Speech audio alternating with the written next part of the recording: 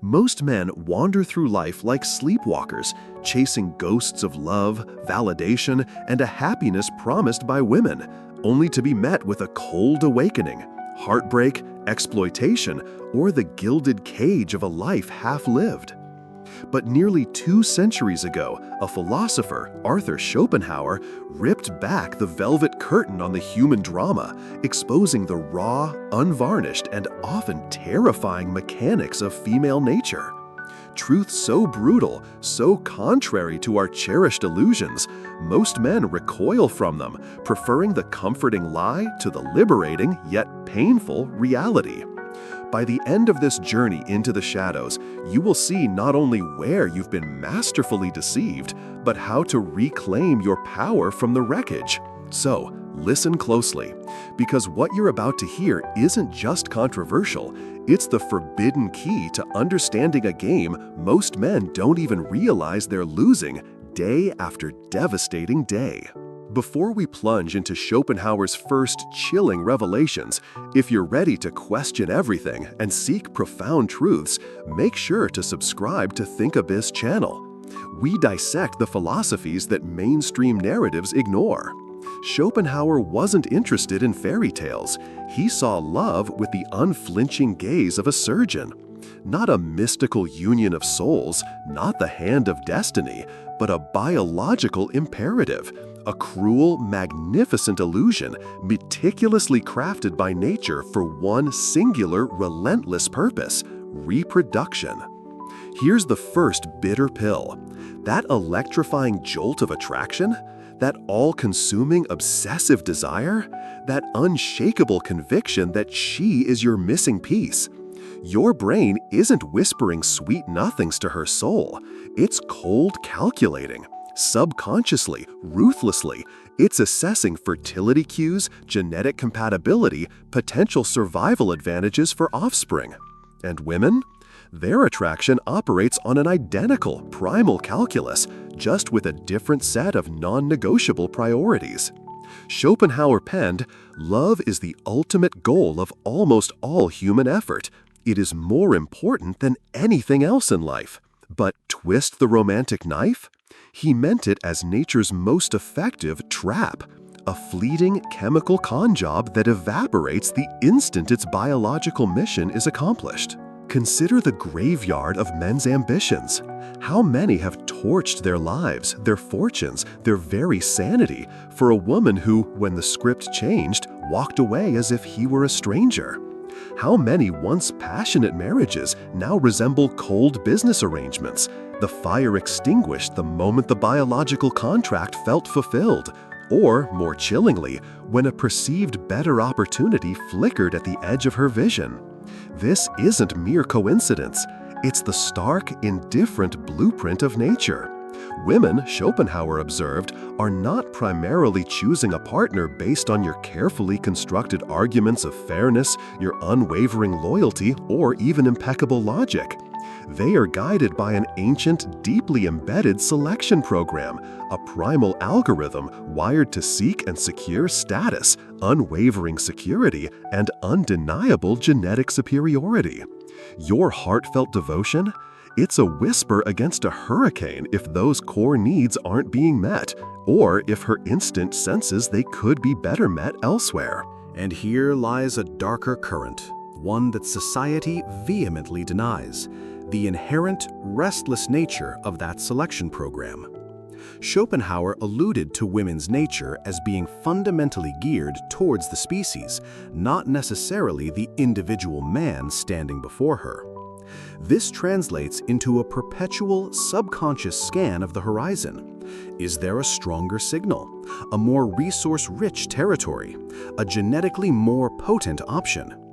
This isn't a conscious, malicious plot for infidelity in every woman, but rather an echo of an evolutionary imperative to secure the absolute best for the next generation.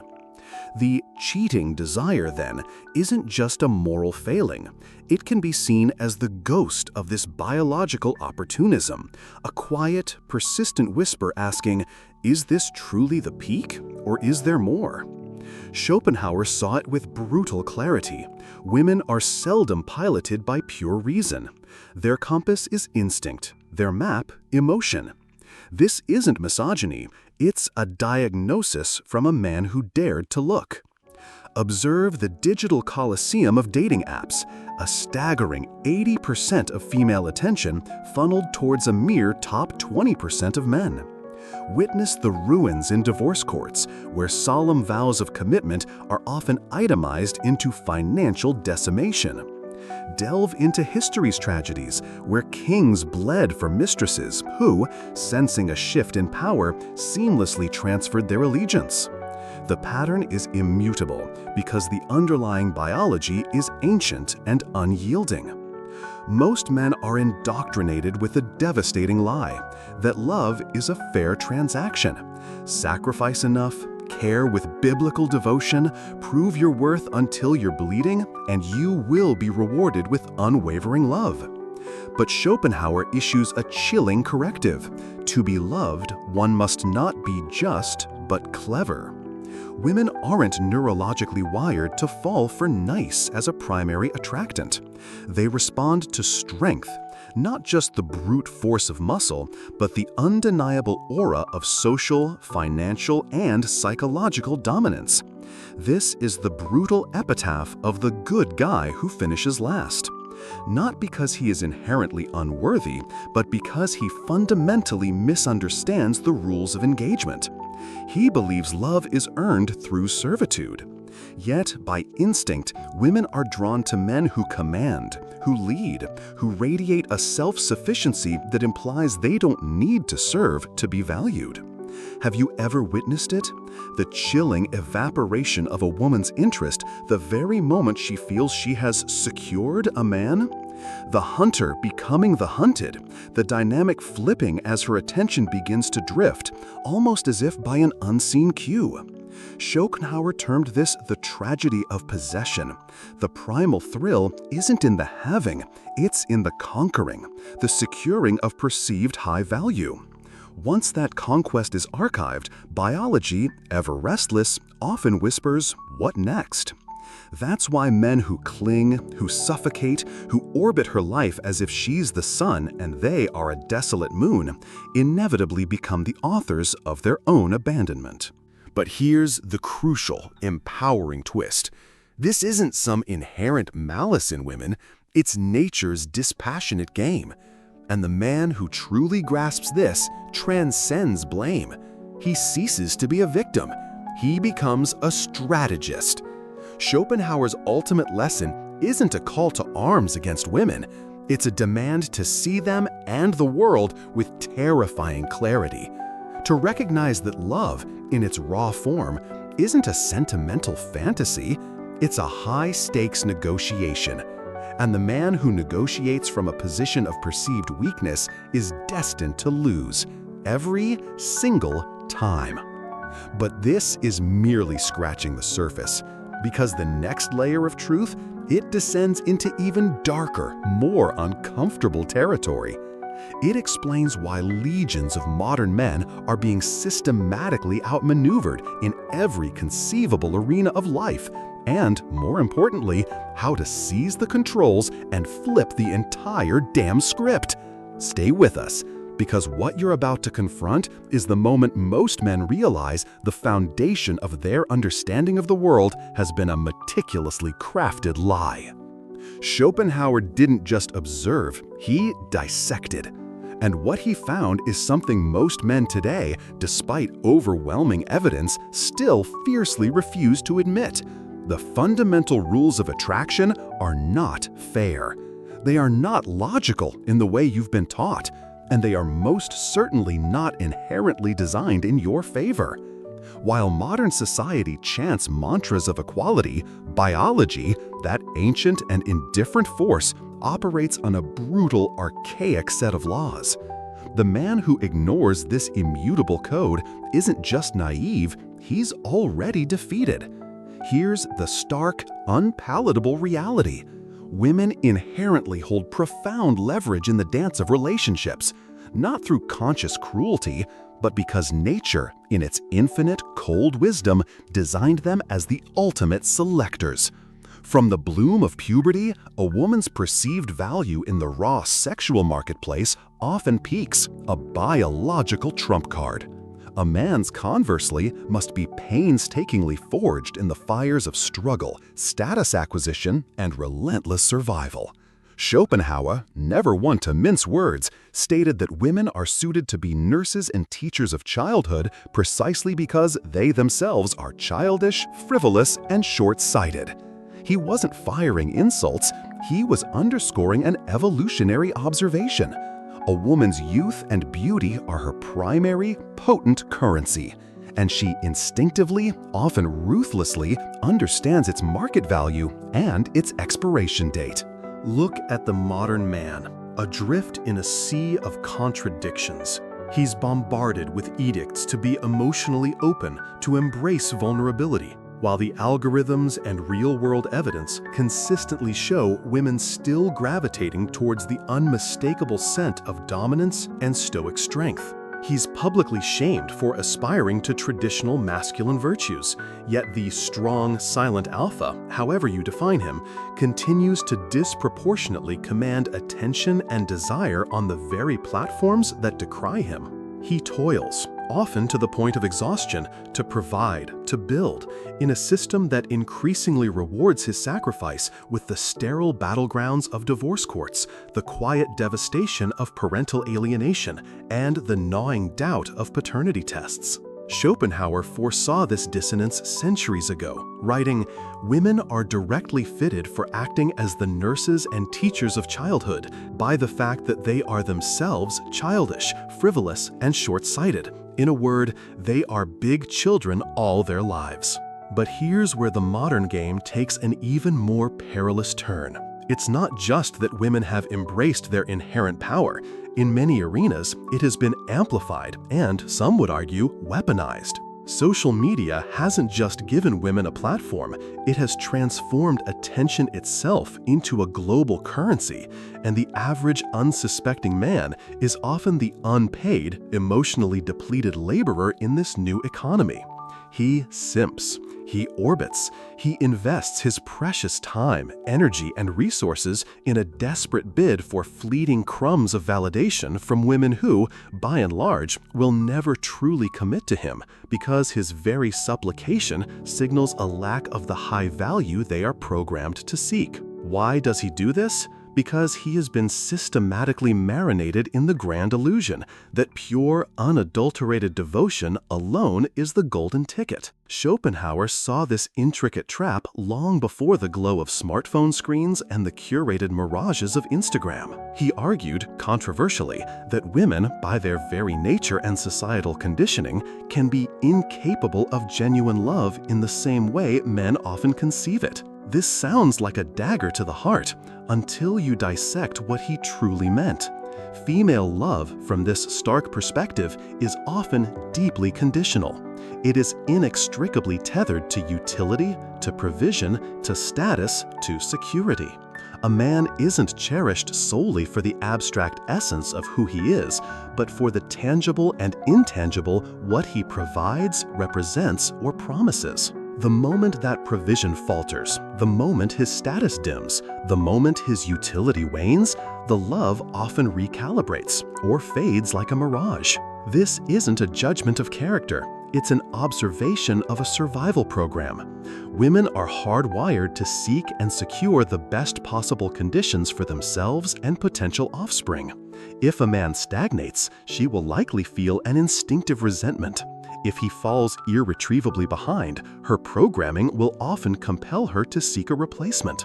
And modern society, in many instances, will not only condone this, but actively cheer her on as an act of empowerment. Feeling the impact of these stark realities? Understanding is the first step to navigating them. Think Abyss offers deeper explorations into these philosophies and the strategies for self-mastery. Find us and continue your journey beyond the surface. Schopenhauer's observations paint a world starkly divided: those who serve and those who are served. The beta male, the compliant provider, exhausts himself in a Sisyphean quest to prove his worth, forever chasing a receding horizon of approval.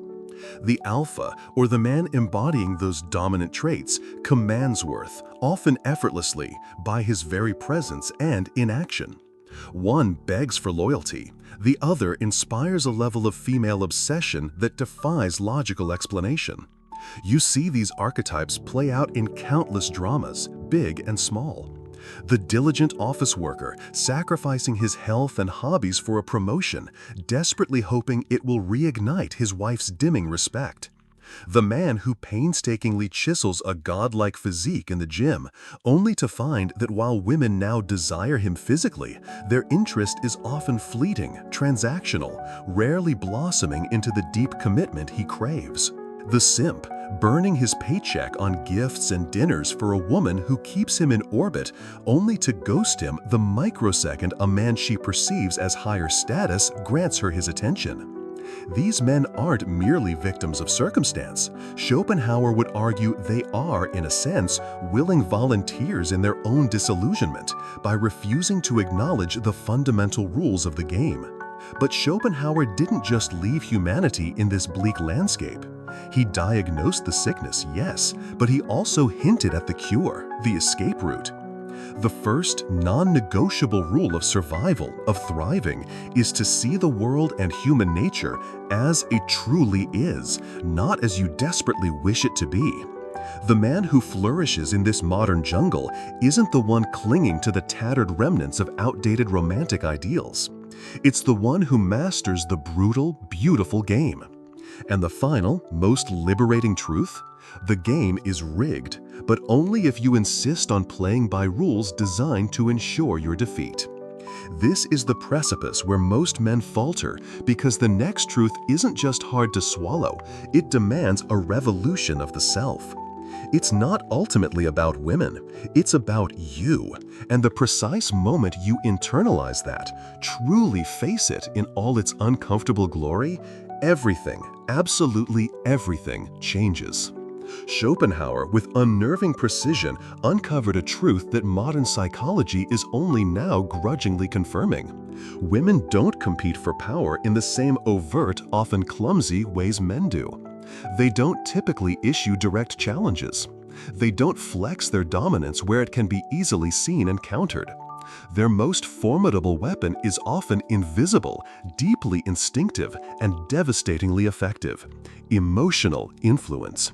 While men might engage in battles of fists, finance, or formal logic, women often wage their wars on the ethereal battlefield of perception. They don't just conquer, they subtly, expertly manipulate reality itself.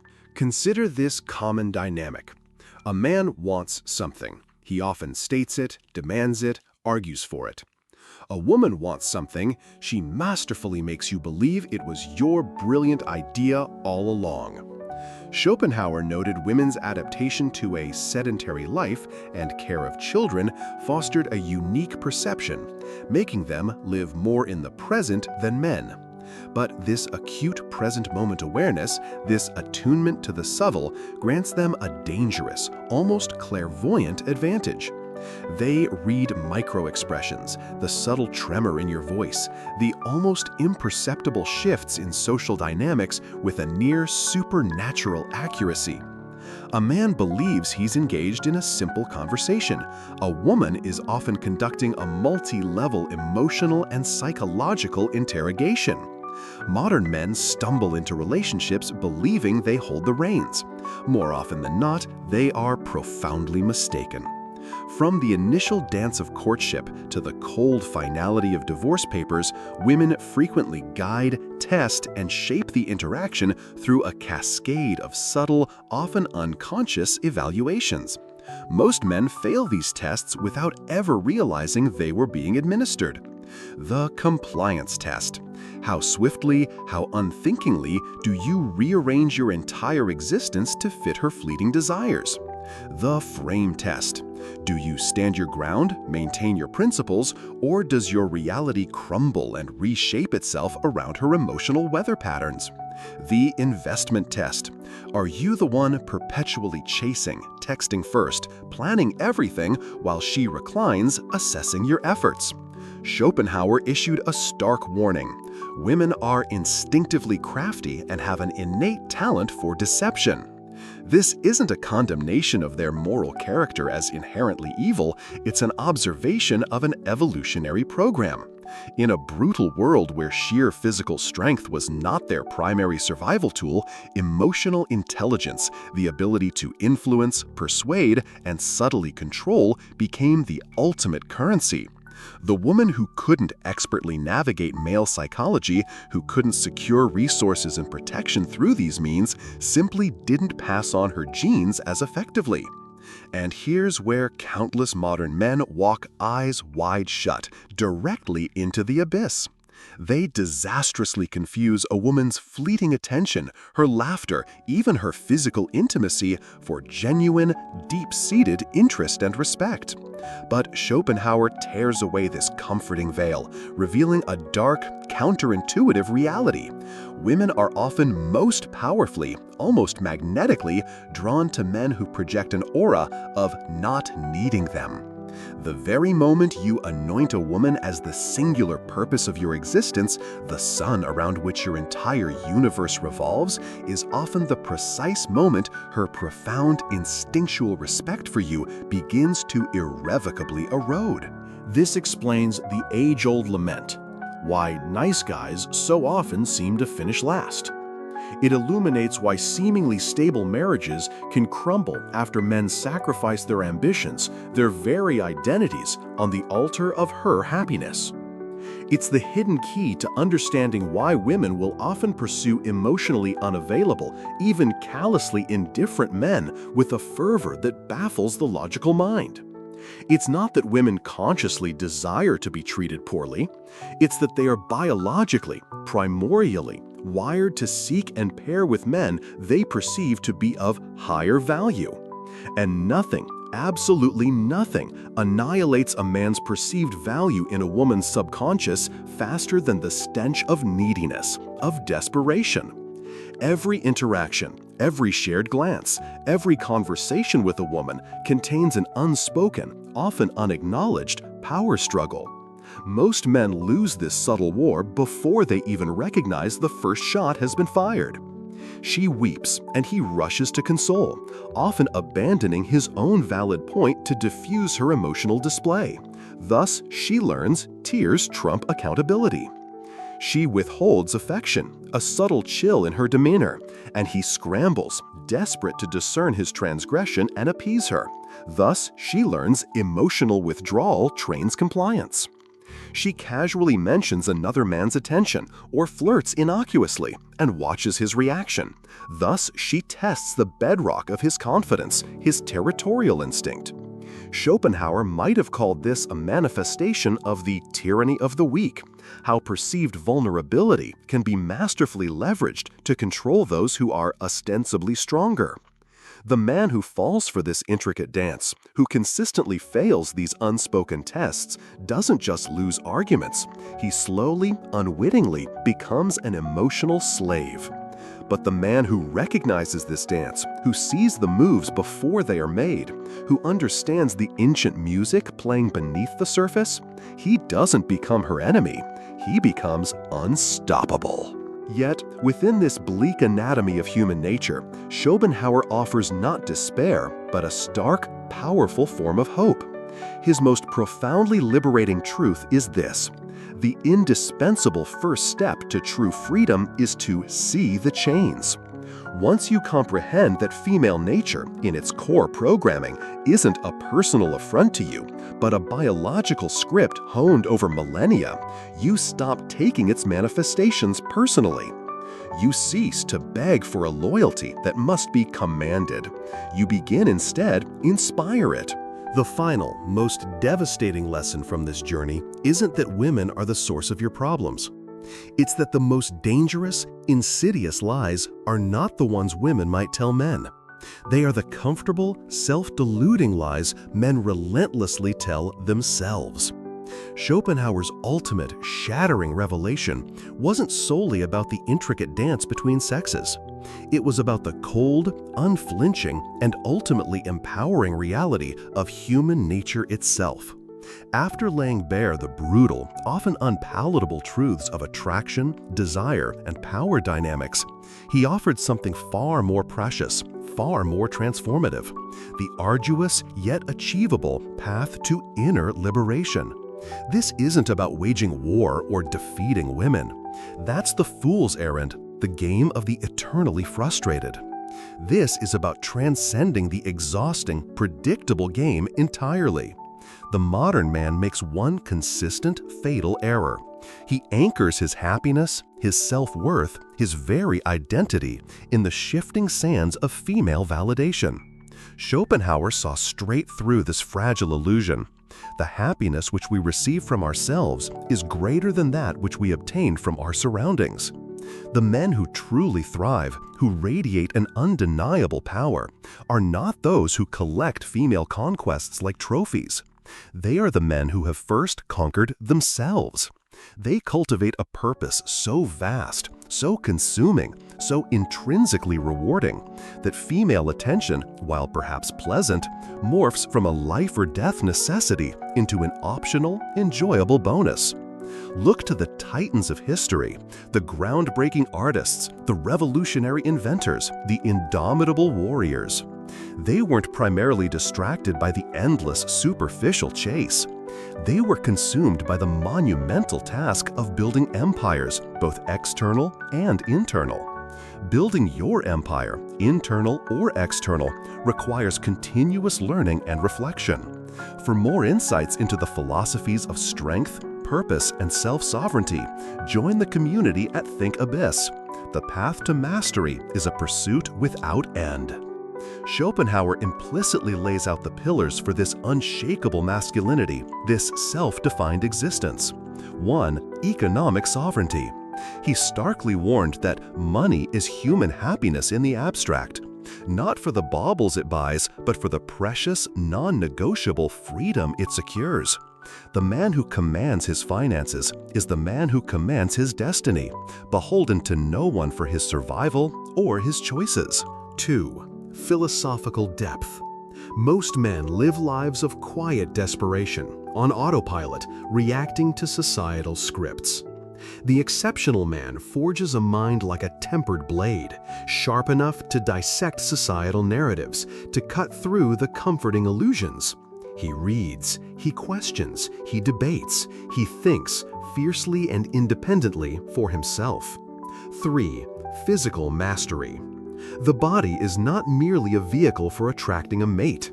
It is the sacred temple of your will, the instrument of your agency in the world. Physical weakness, indiscipline here, breeds a corresponding weakness in all other facets of life. And here is where Schopenhauer's profound, often misunderstood wisdom becomes truly revolutionary, a defiant shield against the modern malaise. The safest way of not being very miserable is not to expect to be very happy. This isn't the bleak counsel of a pessimist. It is the practical, powerful emotional armor of a realist.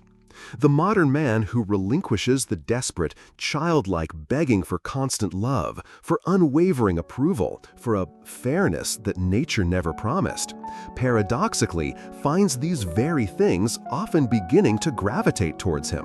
Why? Because he has, through understanding and self-mastery, removed himself from the teeming, desperate masses. He is no longer a supplicant. He has become the prize. The ancient primal battle between men and women isn't personal venom. It is biological theater, an epic drama playing out across the vast stage of millennia. The man who awakens to this truth, who truly internalizes its implications, stops assigning blame and starts the arduous, rewarding work of evolving. He doesn't resent female nature. He understands it, anticipates it, and adapts to it with strategic grace. He focuses his energies not on changing her, but on forging a life, a purpose, a kingdom of his own, so compelling, so valuable, that women must either rise to meet his standards or admire his ascent from the sidelines. Schopenhauer's ultimate, resounding lesson echoes through the ages. We forfeit 3/4 of ourselves in order to be like other people. The choice, as always, remains starkly, unequivocally yours.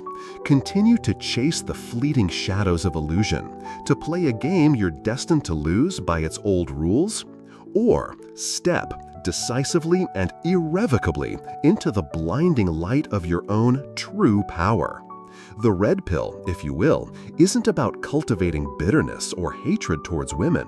It's about cultivating an unshakable love for truth, a love so profound you are willing to dismantle your old self and rebuild a stronger, more authentic man in its uncompromising image. This is not the end of your understanding. This is where your real life, the one lived on your own terms, finally, powerfully begins.